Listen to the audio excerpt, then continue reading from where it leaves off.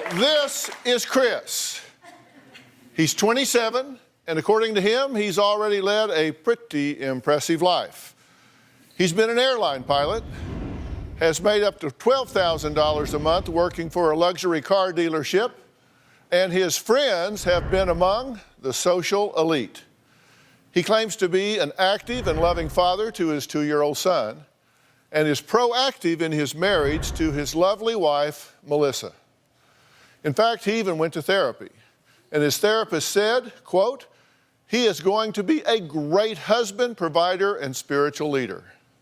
Sounds like a pretty stand-up guy, right? I mean, come on. Well, not according to his wife, Melissa, who claims Chris is in fact a pathological liar. And all of these things he has claimed are simply not true. Melissa is desperate to get help because she's now 16 weeks pregnant with their second child. So she says time is of the essence. Is Chris making up these elaborate lies? If he is he going to tell the truth today? Has he been honest with us so far? Well, I have it on good authority that he has been watching episodes of the Dr. Phil show. He has been studying me for days on end, every day, all day, to get ready to deal with me. So here we go. But before we meet Chris, let's hear what Melissa has to say. Chris is a pathological liar. If I could guess how many times Chris has lied to me over 5 years, you would laugh. There's no number. Literally, insanely, every day, all day. Chris will lie about the most ridiculous things, from if he even brushed his teeth today and what he ate for lunch. And some of the lies are very serious. One of the bigger lies that Chris has told is a very elaborate story. He walked into a real estate office into this beautiful, luxurious community, told them that he was a pilot and we're very interested in buying the Manchester model. Told them that we had already been approved for a loan. This was over a $500,000 house, and it was just a made-up story. Another lie was when he got fired. This was his most recent job. There was a period where I didn't even know that he had lost his job. I found out after the fact. He was literally gone all day long, hanging out at the grocery store the whole time. I believe that Chris is a full-blown sociopath. Chris will make you believe that he has remorse. Chris lies about having remorse. In the beginning of our relationship, I was so smitten by our chemistry. He's a good-looking guy. He was very fit, and I never dated those type of people. There's so many red flags in the beginning, but I was very oblivious. Love is blind. Because of Chris's lies, we've separated. I am in a very scary, vicious cycle with him because I just get sucked in. I can't get out. He has me convinced even right now that he is going to change. I'm already in my mind thinking that he has the capability of doing it. Well, Melissa says lying isn't Chris's only problem. In the 5 years she's known him, she says he struggled to hold down a job and has resorted to stealing money from her. I have supported Chris 100%. He's probably had a total of maybe 5 jobs in 5 years. And the average length of a job lasted maybe 3 to 4 months. I have been the only one that's kept a stable job. I have always been the one paying the bills, keeping our roof over the head, keeping food in our tummies, you name it. After we got married, things got worse. Chris would write checks in his name and cash them and get money fraudulently. Because Chris has taken so much money, I've had to cancel numerous accounts. One time, I woke up about ready to pay some bills. My account was down to 90 cents. 90 cents to a mother of 2 kids, not paying my rent yet, bills being due. I still didn't leave him at that point. You would think at that point I would have said, get out. Well, Chris admits that he has a problem with lying since he was just a kid, but he says if it wasn't for Melissa's Hulk-like temper, he would probably own up to his lies a lot faster. So really, in a sense, this is her fault. My wife, Melissa, doesn't believe a word I say. I've lied about basically everything with her. I say it, it comes out, and then I just kind of forget it. Melissa has a temper. She yells with so many situations, and she's just so angry, you know, like really angry, like Hulk.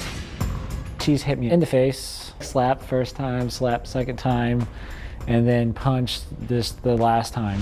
If she would just sit down and say, look, Chris, did you lie to me about this? Instead of just going right for the cutthroat, samurai sword, cut my head off maneuver, you know, it would be, you know what, yeah, I did, I'm sorry. So yeah, if she did, you know, just sit down and talk to me instead of yelling, it would help. I do not blame Melissa for not trusting me. It's been my fault. Ultimately, I want Melissa to be proud of me. I want her to respect me and to be her Prince Charming. Bam. So, what's your strategy in being here today? To get the right help that I need and move forward with my relationship with Melissa and family. No, that's your goal. What's Right. your strategy? Strategy. Everybody comes into a situation and they have a strategy about how to play that situation. Right. My You strategy. studied me. What'd you come away with? What'd you decide was the best way to play me? No way. No way. Well, the good news is I don't have a lot to say to you Okay. yet. Okay. On the other hand, I have a lot to say to you. I'm sure. What the hell are you thinking? I knew you were going to say that. What? No, what? Seriously? Seriously? Yeah. This guy's been lying to you from day one, minute one, right? Yeah. I kind of made a list. Yeah. I'm sure you have. He lied about affluent social connections, right? Lied about how much money he had. He gets fired from all these jobs and he has all these excuses, right? Many. You decided when you got married this would fix it all, right? I thought so, yeah. He You kept thought, telling me. okay, what I have here is a pathological liar. Yeah. Apparently has no empathy for anyone. It's just only his feelings matter. But if I go to the courthouse and get some paperwork on him, that will fix it all. Fix it all. Yeah. What's a marriage license, $2? I have no idea. I didn't If you ask could much. fix this for $2, wouldn't Yeah. that put me out of business? Right?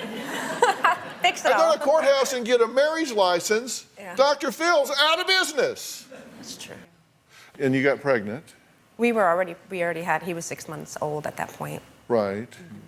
And then you got pregnant again. I am now pregnant. Y'all do understand how this, Oh yeah, we were using protection somehow one night that didn't, That didn't happen. we had a couple drinks. He didn't use a condom like we were supposed to. you think he did that on purpose? I honestly, yes. He's lied to you about jobs that he didn't really have, Right. but he would make you think he had a job. Oh yeah. But where was he going? So he would just go hang out at the market all day. At the market? The grocery store. That's what he told me. Yeah. What do you mean you hang out at the grocery store? No, I mean, yeah, I did go to the grocery store. Or Oh, I I'm went an to the airline mall. pilot. I'm flying to Atlanta. Oh, I'm actually in the produce section? What the hell? Did this not... Oh, it all registered at this point. Were you tasered by the police? No. You said that you were tasered by the police. Yeah. You weren't tasered. Nope. You should be really glad I don't have a taser now.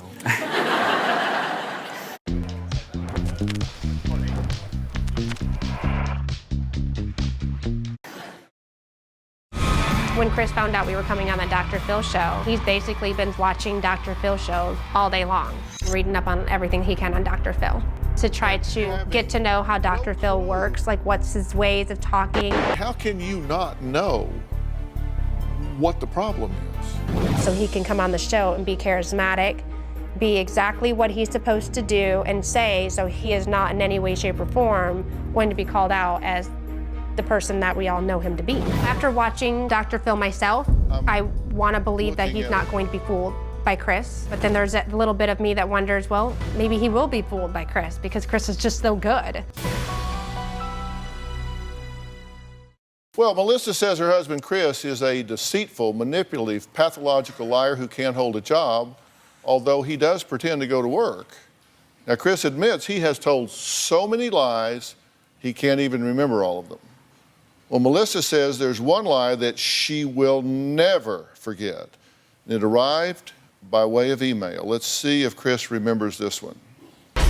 One of the best lies that Chris has ever told me came in a form of an email. It was a fake email coming from a licensed counselor that is an actual person telling me that Chris has been seeing him for weeks now and that he was really making some great progress. I realized very quickly that this was Christopher writing me. Chris has a punctuation problem. He always puts a space after a sentence. He has horrible grammar. And then I looked up the guy's name and he spelled the name wrong. Melissa, I am your husband's therapist for the couple of weeks. And as I'm reading, there's things that aren't spelled right. He asked me, email you to give you confirmation that he has been seeing a licensed counselor and helping him overcome his problem and be a better man, husband, father. Christopher has come a long way since counseling with him. I can tell you that his problem can be conquered successfully. I also know that he has reached out to y'all's pastor, using the word y'all's as a professional. Christopher, from what I have learned, has a very big heart, so hold in there. He is doing really well. I have faith in y'all's marriage. If you have any questions, please feel free to email me. Thanks, with no signature. And notice that he says email him and not call him. When I confronted Chris, he denied and denied and denied, and he finally said, okay, I did it. It's very sloppy work for Chris.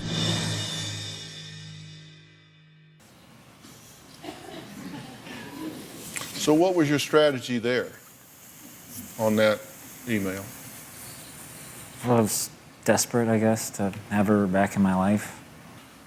When you wrote this out, you say that he wants to be a better man, husband, and father. Now that tells me that you know that should be a goal, or you wouldn't have written that, right? Right. So you know that that must be important. Overcome his problem with lying, so you know that must be important.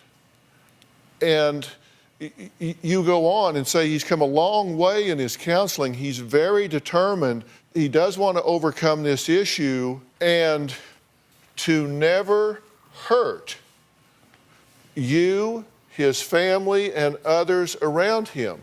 You're bringing this up, which tells me you must have, at least intellectually, awareness that that is happening, that you are hurting people.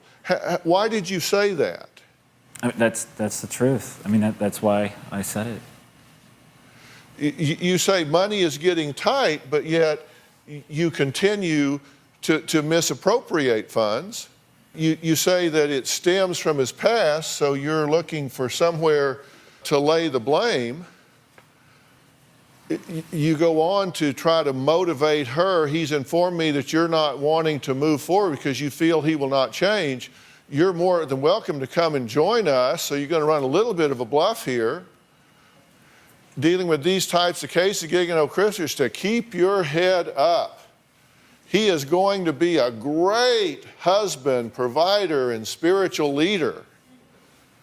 I mean, you're really trying to mislead her. The problem here is, as she points out,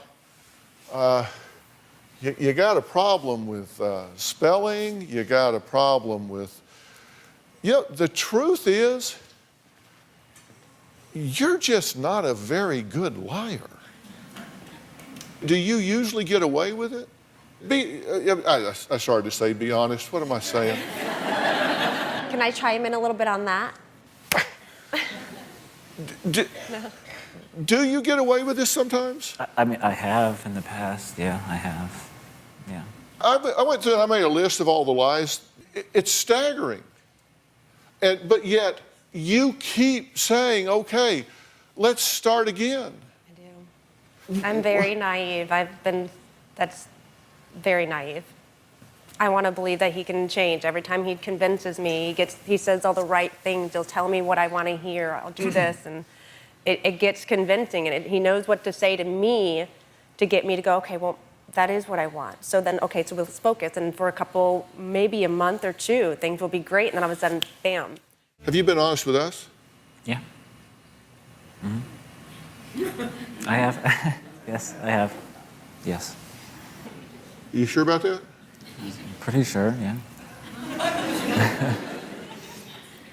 You're pretty sure. Yeah, I feel like I've been pretty honest with you guys about. Pretty honest. Honest, yes, I feel like I have. Yeah. Yes. There aren't versions of the truth. Yeah. We asked you if you had been arrested. Yeah. In fact, we asked you several times if you had been arrested. When we asked you if you had been arrested, it was one time your answer was no. Do you have a criminal record? If yes, please describe your record. Your answer, no. Is that true? I do have a criminal record, yes. Are these answers true? No. Then we did a phone interview with you. Right. And we talked about this again. Let's hear this conversation, because as I say, we record these. Let's listen to this phone conversation. Okay. Have you ever been arrested? Yeah, I have. I got arrested for driving on a suspended license, and I got arrested twice on driving a suspended driver's license, and one time for marijuana, and one time for I was on a tent cell with a guy, and I got pulled over on the way home. I was on the road doing a tent cell, and one of the guys that rode with me, he had some stuff on him. Got pulled over, and we both got the hook on that. That was possession of cocaine, but I believe, as far as I know, that got expunged because I completed everything, and that's pretty much. Okay, so this was no, but over here you said you actually got arrested 4 times. Twice for suspended license, once for marijuana, and once because you were with the guy that had some cocaine, but you think that got expunged. Right. Okay, so forget about this. This is the truth. Yes. Well, maybe not. Well, then we talked to you on camera. This was just on the phone, on camera. Let's take a look at this. I have been arrested. How many times have you been arrested? How many times did I say? I don't know. You didn't, I just asked. Oh, you said I was arrested. 1, 2, 3 times, 4 times. I've been arrested 4 times. What do you mean, what did I say? Because my memory is, I'm bad with memory, and I kind of block that bad side out of my head. I don't like my past. Well, the good thing about record keeping is you don't have to rely on memory. Right. You were arrested for possession of marijuana and alcohol by a person under 21 in 2007. You were arrested not for suspended license, but for larceny, theft, and fraud, impersonation, and false ID given. Then you were arrested for driving with suspended license. And then you were arrested for grand theft from a person over 65. So you did have 4 arrests, but they weren't for 2 suspended license and 1 marijuana and 1 cocaine by a friend that got expunged. There was a larceny, theft, and fraud, giving a false ID, and grand theft from a person over 65. You never mentioned the 2 larcenies, theft, and frauds at all, did you? No. But I just asked you, as I sat there in that chair, if you were being honest with us since you were here. Right. And you said yes. Yes. And that was a lie. You watched a lot of shows, studied me up. Yeah. Did you not notice that I do my homework? Yeah. Yeah. She may be blinded by love. I am unaffected.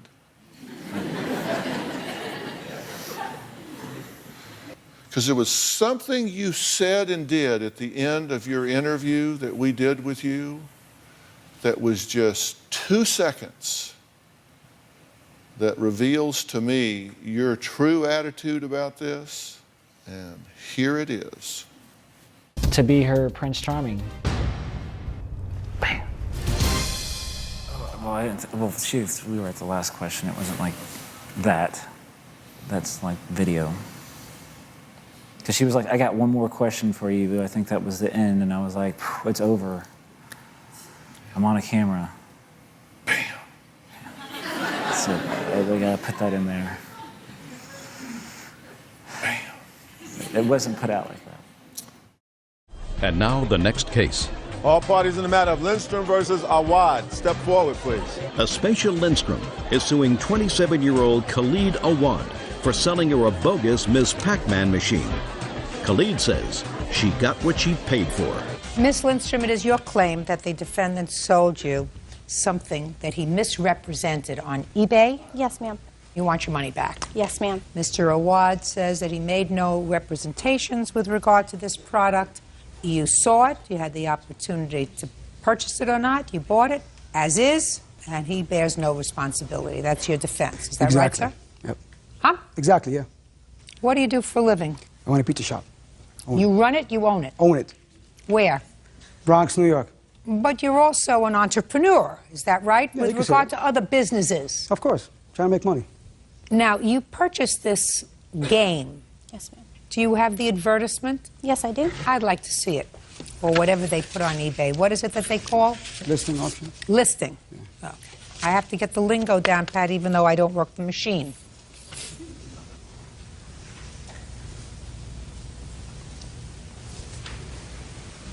So this is your listing for what you call a Ms. Pac-Man full-size arcade midway. Yep. Good condition. Yeah, it was. And I see the picture of it. Okay.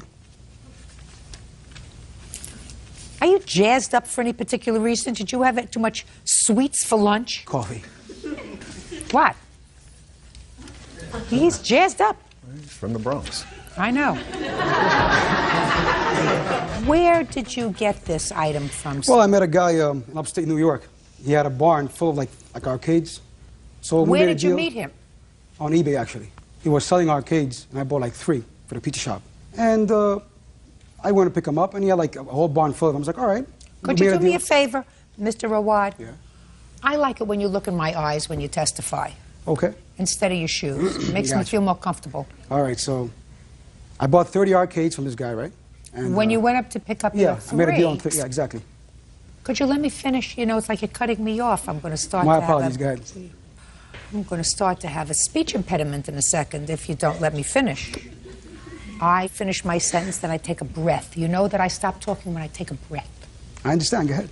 So you went up to pick up your 3, and you decided to buy all of the arcades that he had? I didn't say all, I said 30. 30? Yes. Did you examine all 30? No. You mean you bought them sight unseen?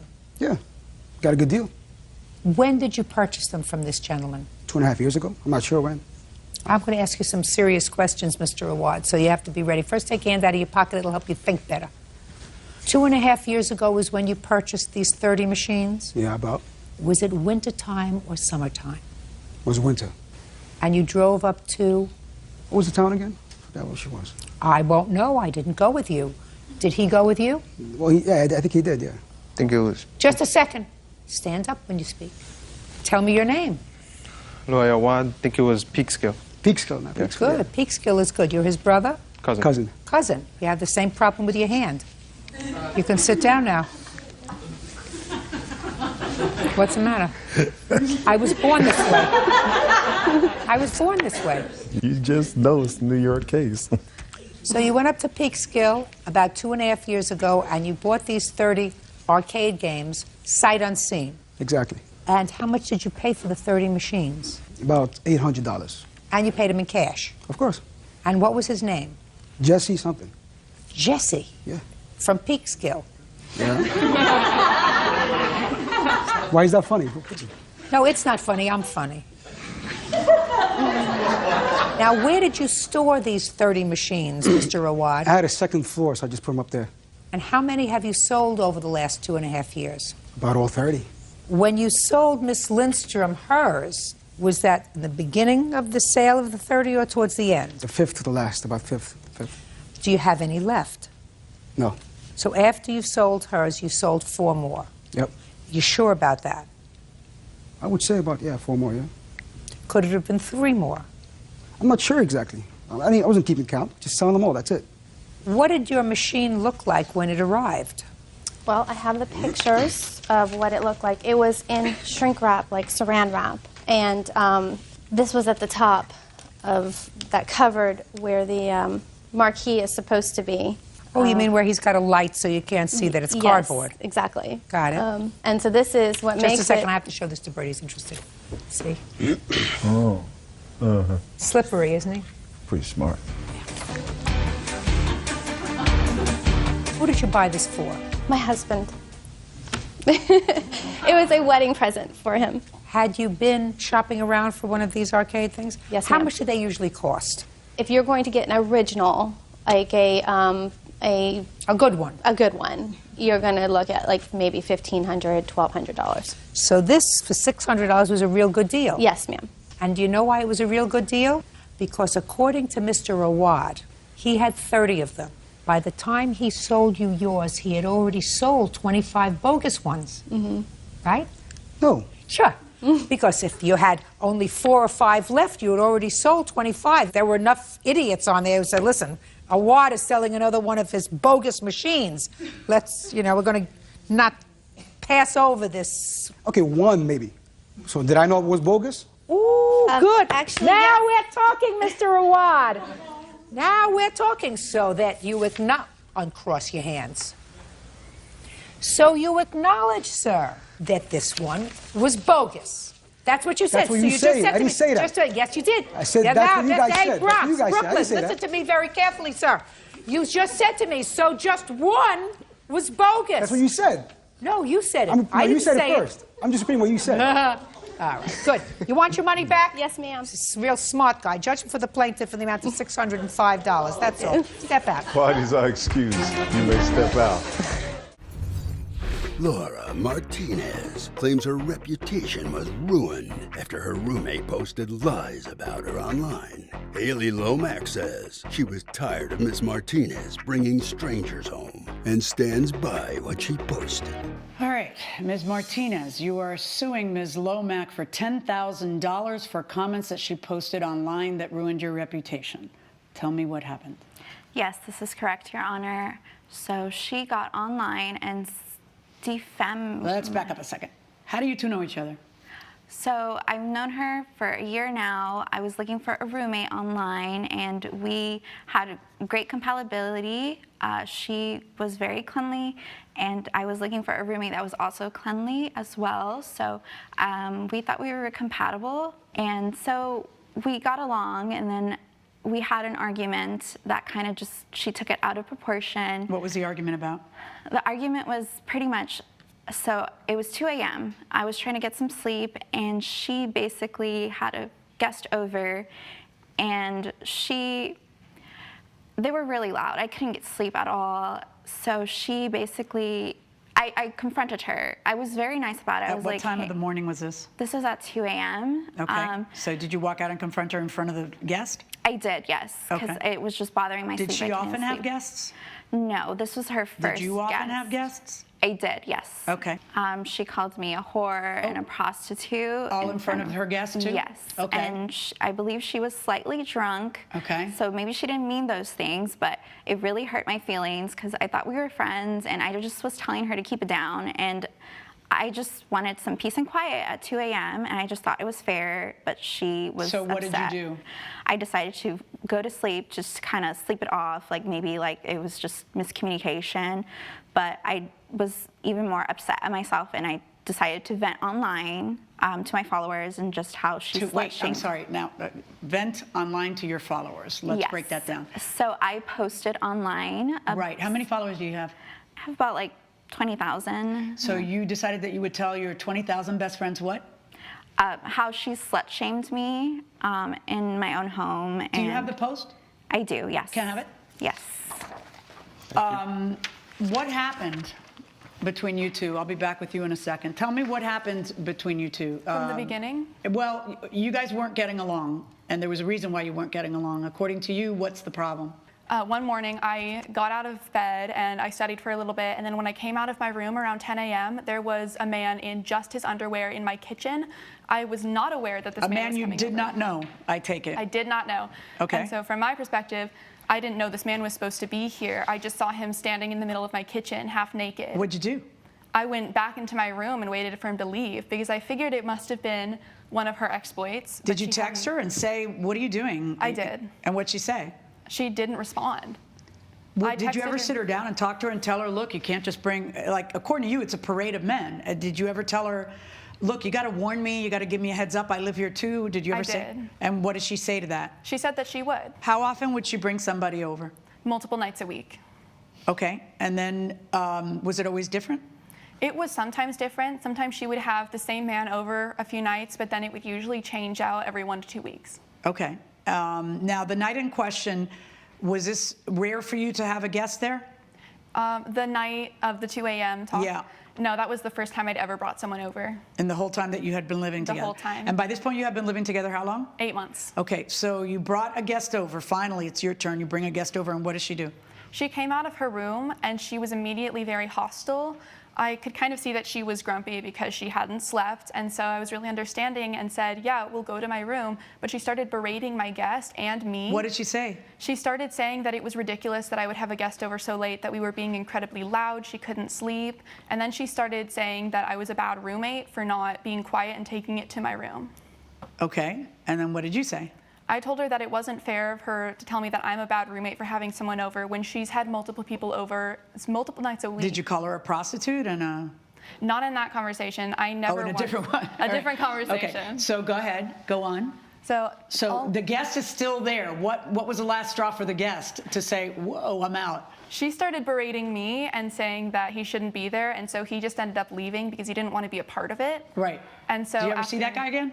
No, that was my ex-boyfriend, and we hadn't talked since then. Apparently, she posted something about this, and you learn about it how? One of our mutual friends texted me a photo of her post, which claimed that I was a banshee. You post, and you have 20,000 friends, literally just had a huge fight with my roommate. She actually slut-shamed me for hooking up with a few guys. Like, this is the 21st century. She needs to get a life. Coming up on Justice for the People. Did you ever see her take money from... I did. Oh, tell me about that. So I saw her come out of her room as I was coming out of mine with some strange man, and I saw him hand her what looked like several $100s. If you'll be in the Los Angeles area and want to bring your case to court, call 1-888-552-6878. Closed captioning provided by... This is Justice for the People with Judge Milian. We're back with a dispute between Laura Martinez and her ex-roommate Haley Lomack over online trash talk. And then what happens? After that, I was going to text her about it. She didn't respond to my message, and by that point, I was very angry, so I posted in retaliation. Okay. First, show me the text you sent her. The text I sent her... Here. I've got 2 messages. Thank you. Mm-hmm. The first was from... So these are, but are both these messages are after you learn about this? The first one is from before when I supported her having these friends Right. It's, you know, the first one is irrelevant. It's, hey, would you mind if I had somebody over? Yes, of course, just let me know. Great. I'm enjoying my newfound freedom. You deserve it. Okay. Now, but this one is this happens, this text I'm about to look at, happens after you learn about this. Yes, it was directly after. You ask her, you're trash talking me online? Really? After you've been running around with all these men? And she answers, I should be the one offended. You're the one going around judging me like we're living in medieval times. Sorry you're so bitter that I'm actually getting attention, unlike you. And what is it you respond? You respond, what? Bitter about not being a hooker? I saw that man hand you money and your online business. You should probably get tested considering how eager you are to give it up, LOL. If I wanted to live with a prostitute, I would have slept out on the street with the trash where you belong. To which she responds, how dare you? Are you in your room and she's in her room when this is happening? No, I was still in my room. At that point, she had already left for the morning for work. So you text her all this stuff, and what's the next step? What happens after that? After that, I posted my own on social media. At this point, on what? Okay, on social media, your own social media? My own social media. Is your page private, or are you another, I have 50,000 best friends? My page is private. I only have a few friends on there. I think I have under 100 followers at the moment. But you have followers, so it's not private if you have followers, right? It is. They have to request, so it's only people that I know personally. It's mostly my own family and a few mutual friends. So you told your 100 and something closest friends, what'd you do? You posted the text? I did. I posted both. Where you accuse her of taking money? Did you ever see her take money from? I did. Oh, tell me about that. So I saw her, it was a few weeks before this whole situation. I saw her come out of her room as I was coming out of mine with a strange man. What time in the night or day was this? It was at 8 in the morning. Okay. So she had just come out of her room with some strange man, and I saw him hand her what looked like several $100s, and then I left for work. So you take these texts and you post them on your social media. Yes. And then what happens? And so I posted on my social media these texts, and I kind of defended myself. Mm-hmm. And I did make a joke about her being a prostitute on my social media. I'll take accountability for that. Wait, I want to see what you posted on your social media. Oh, jeez. Thank you. A joke. You're posting the text where you tell her she's a prostitute. When a prostitute with symptoms of STD doesn't know her place, I'll put her there. Seriously? Why did you say that? At that point, it was petty of me, I will admit, but it was just kind of for me to vent to my not 20,000 friends, but just to the few friends that we shared who had already seen her post and seen what she was talking about me. What symptoms of STD, or that's just something you said because you were angry? She has had multiple symptoms. She's been complaining about nausea all the time, about being tired, about pain in certain areas. Yeah, I got that. I don't have a STD. All right. So you do this, and then what do you do when you get wind of this? How do you get wind of this? So in my defense, Your Honor. How did you find out about this? I found out on the internet. It was posted on the Daily, a blog. Oh, because it got picked up by a blogger. Yes. And the blogger posted your comment and her returns, right?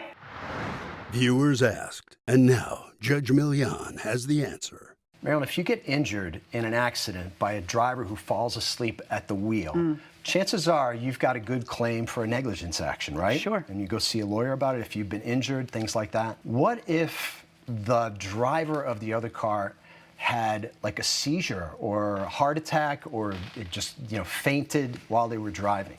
If the person's not at fault because it's something that they didn't know would happen, it's a sudden thing like a heart attack. So would that mean that there might not be liability on their part? Correct. But what if the person has a condition, like they know they're, say, epileptic and that they have seizures every so often, and then they get behind the wheel of a car anyway without a second person next to them or any precaution?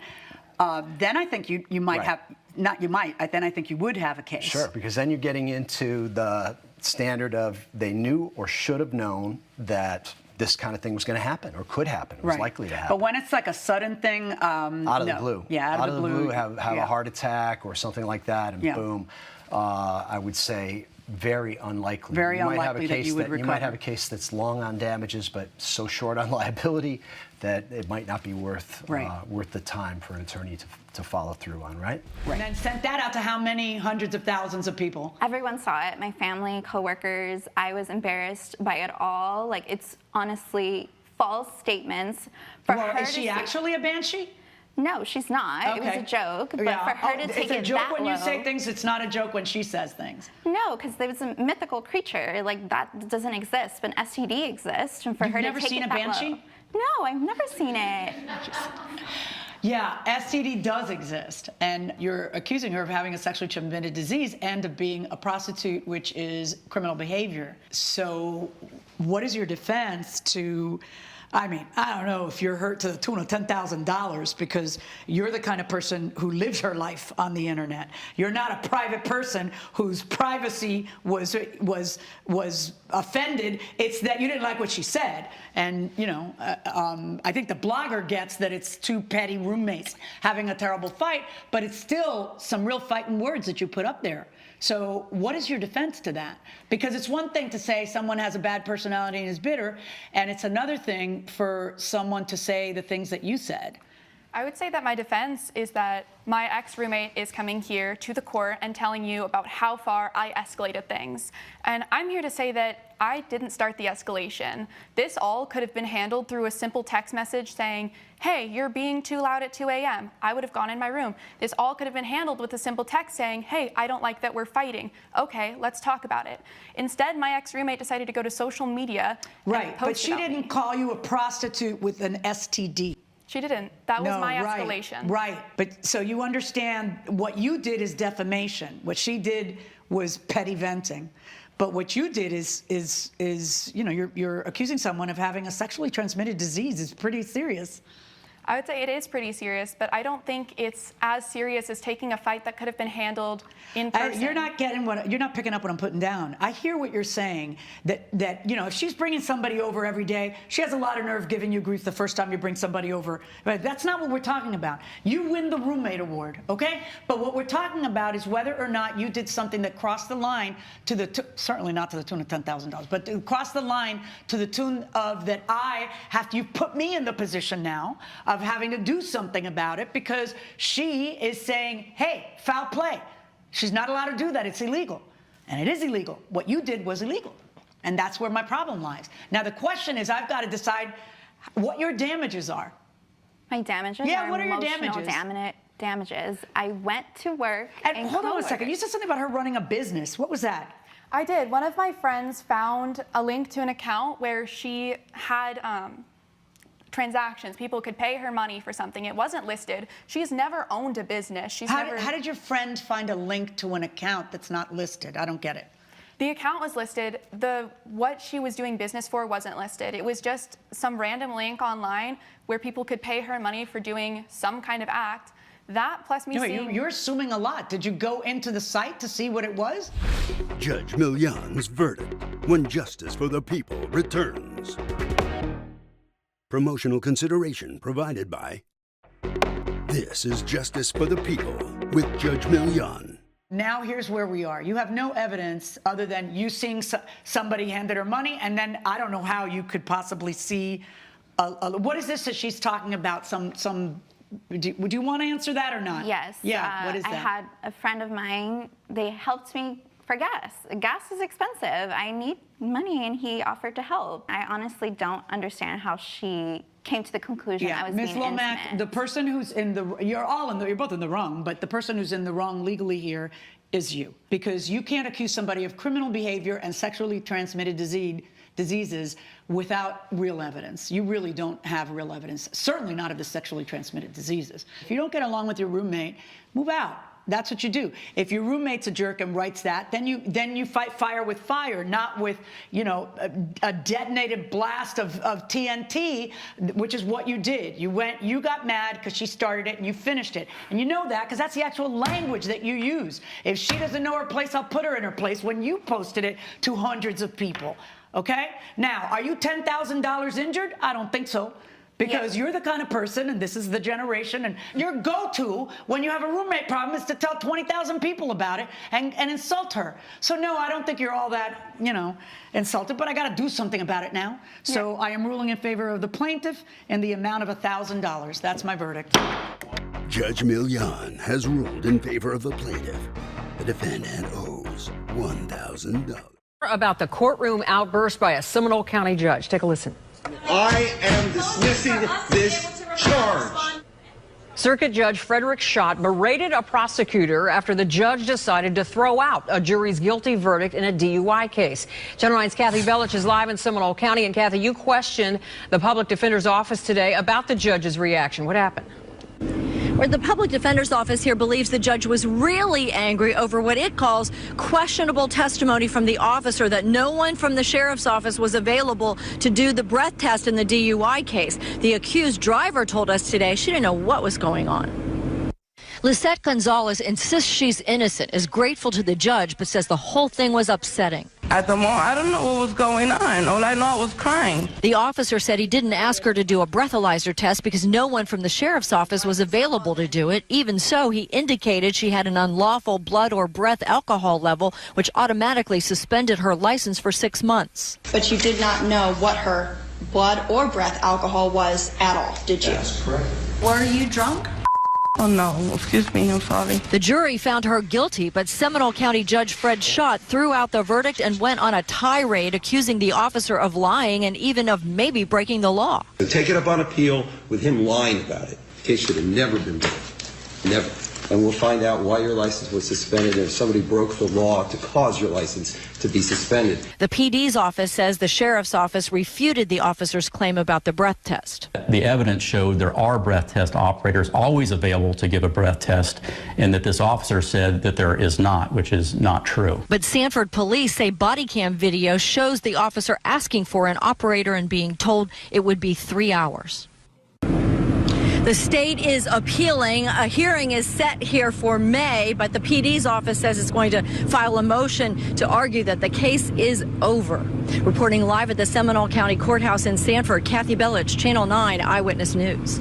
Comprehensive roadside safety checkpoint tonight. I understand what it is. I've got a copy of the operations plan. The sidewalk is going to be closed. Enclosed public area. No, sir, it's part of the roadway. Well, in a sense it is. The sidewalk is part of the roadway. We're not going to debate semantics, okay?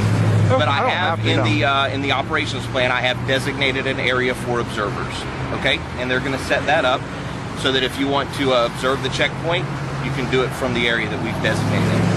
I don't know if you can really do that. You can say you're not going to debate it, but I've been to a number of checkpoints, and the sidewalks are open. For one reason, they're public access way for people coming through, walking through. You can't put people through your zone because you're going to cordon it off, and you can't put people on the road because there's traffic out there. This is a public access way, which I am standing in. So I'm on public property, whether you want to say it's part of the road or not. Well, Wally, what I am telling you is that the sidewalk is part of the roadway. That's Florida law. I've been to the academy. I know that the sidewalk is part of the roadway. For the comprehensive roadside safety check. Yes, it's part of the It's part of the roadway.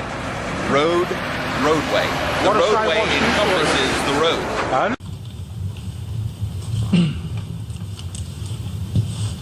Corporal Sullivan,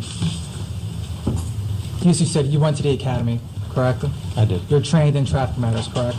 Yes. Okay, you're trained in, and you're also trained that the definitions of a sidewalk and the roadway are different, correct? I believe one encompasses the other. Okay. But I think it's roadway. You think? Pretty certain. Pretty certain? Okay. I'm not an expert in any field. Obviously. Now, when Mr. Sullivan approached you, you said that you created a diagram or a observation area for him to be in, correct? Yes, sir. Okay. You stated that that diagram was for all observers for that area that wanted to come and view the checkpoint, correct? Yes. Was that observation area ever marked as an observation area so other observers can go and view the checkpoint from that area? Not physically marked. The taser inquiry has picked up where it left off in Vancouver, grilling the fourth and final officer about his role at the airport when Robert Jacansky died. As the CBC's Terry Milofsky reports, that individual was the senior commanding officer who called the order to pull the taser trigger. Corporal Monty Robinson was the man who gave the fateful order to hit him again the night that Robert Jacansky died. Robinson was in command of the four Mounties, and he ordered a second hit, he says, because the first one did not work.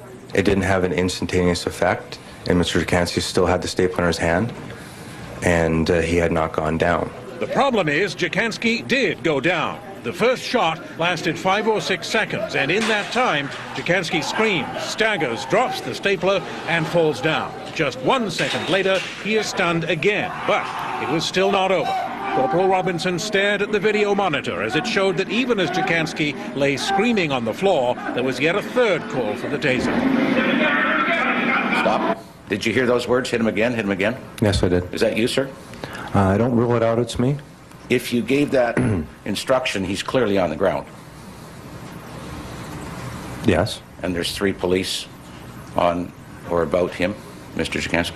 Yes. Like the other officers, Robinson admitted there were errors in his prior statements, in which he claimed that Jacansky tried to hit the police and that they had to wrestle him to the ground when the taser didn't work.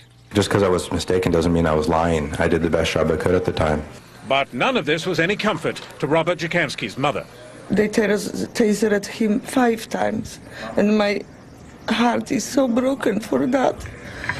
The testimony is taking its toll, too, on the RCMP as an institution. We're certainly sensitive to the fact that public trust is at a level that we would rather not see it at. The RCMP spokesman would not comment, though, on his boss's remarks of yesterday. Visiting Afghanistan, RCMP Commissioner William Elliott said the public should not judge the officers on the frame-by-frame showing of the videotape. So far, though, all 4 officers have been forced to agree that it's the video, not their own statements, that tells the truth. Tori Milewski, CBC News, Vancouver. Jacansky's death has prompted all kinds of questions about the effects of repeated tasering. And coming up this week, the CBC's Frederic Zelak will bring you new research on whether multiple taser shocks actually increase the risk of death. There was a case in New York where a police officer was caught planting drugs into a black man's vehicle while the black man was handcuffed. How did he get caught, Anna? He got caught with his own dash cam. Wow.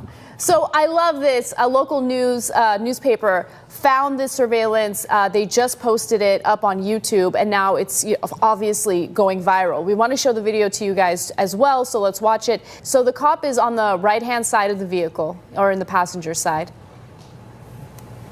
And you can see him shuffling around a little bit.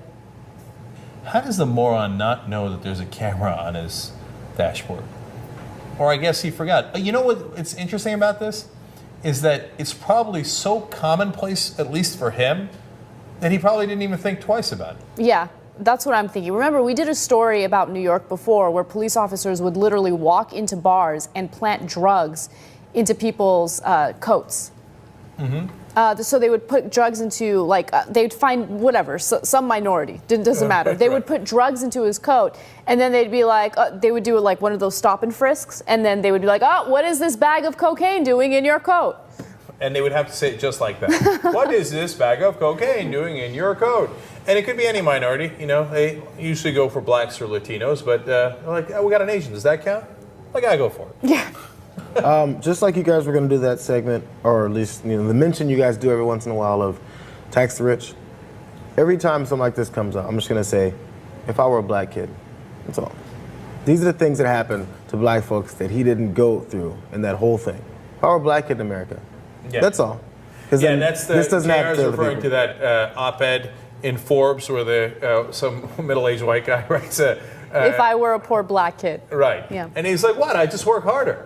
And then when they planted the drugs in my car, I would have hoped that I worked so hard that I was already rich and had a good lawyer. Right? So it's not just that simple, which is what JR points out. Yeah, I love that you brought that up. That's a perfect point for this story. Right. No, look, I'm actually really heartened by this story because apparently there's someone in America who still cares to bust that guy. Right? I mean, normally that kind of stuff gets swept under the rug. Like, wow, they cared? They busted the cop? Fantastic. Do you believe in miracles? I'm guessing it happened after. I don't know what happened. I'm guessing, so I'm probably wrong. But maybe the video came out and they went, oh, what are we going to do? Guess we got to get him. It has to be something like that.